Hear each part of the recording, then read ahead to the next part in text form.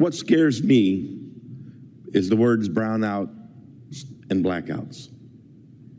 As somebody who took care of a parent for many years on hospice and the machines I had running in the house, I had a generator out there that I had to hook up with the tractor. Homeowners don't have that option. I'm in Springfield today. If my power goes out now and it was a very hot day or a very cold day, we could lose our livestock. They wouldn't have water, the heaters wouldn't kick on, the fans wouldn't kick on. I've had to spend close to $20,000 last week to make sure that my livestock will be able to survive if I'm not there to turn on the generator.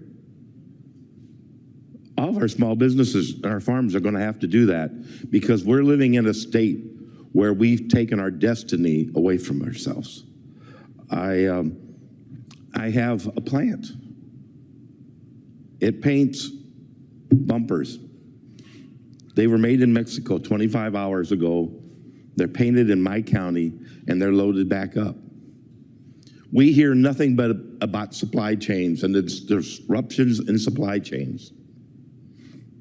When they get the call to shut down, those employees aren't getting paid.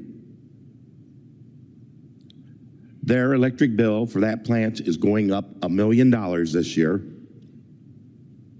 Where's this money coming from? Do they stay in Illinois? If they don't stay in Illinois, what is going to be their unemployment? We have an unemployment office which is billions of dollars behind.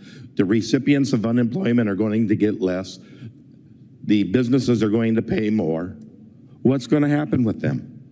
Because we're forcing these businesses to shut down. Now we've stopped production of a car plant somewhere else because these things aren't getting painted today because we don't have enough electric.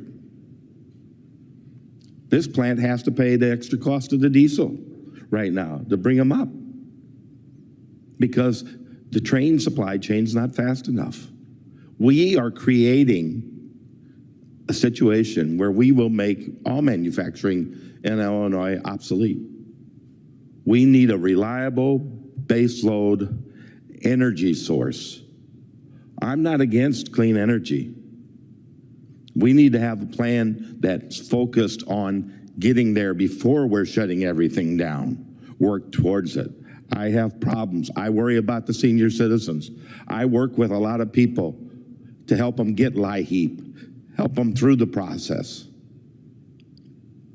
But it shouldn't be the state of Illinois' job to be helping to pay everybody's electric bill. We should have reliable, cheap electric. We have all kinds of possibilities. But as we look at the world situation now, we keep talking that we're going to wind, we're going to solar, what this is all going to do for us. Well, we have a war going on over in Europe right now. The 6th largest exporter of grains is not going to probably be exporting any grains.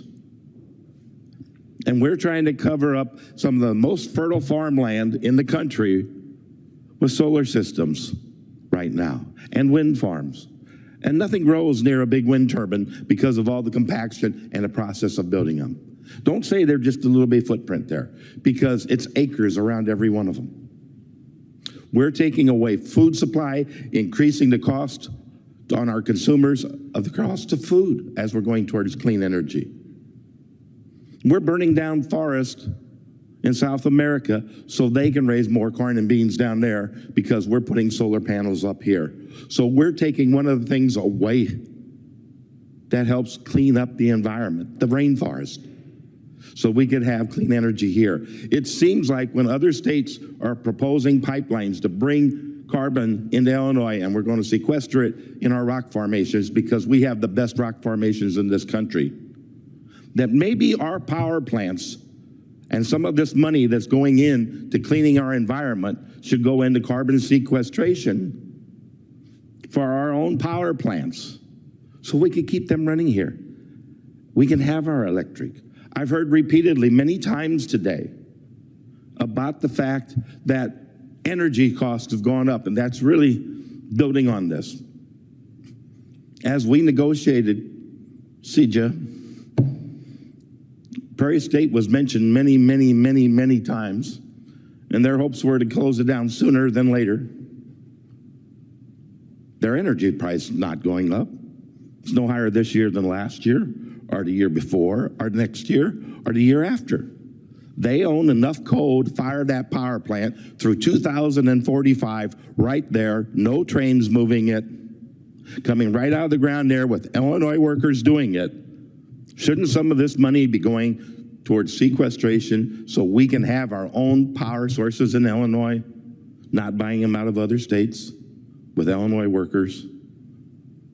How do you go to a house and tell somebody, you're sorry, your electric bill's going up $600 this year, when everything else is skyrocketing around them, and we've caused part of that problem? Our overregulations are forcing prematurely closures. Nobody wants to invest in a coal gasification plant. Nobody wants a gas plant in Illinois, because gas plants are supposed to be closed down in 2050. Why do you want to come to Illinois and build something here to have it know it's going to be shut down soon? We need a responsible approach. We need everybody at the table, not invited into the room. We need everybody at the table coming up with our plans on how to straighten Illinois out so all of our citizens,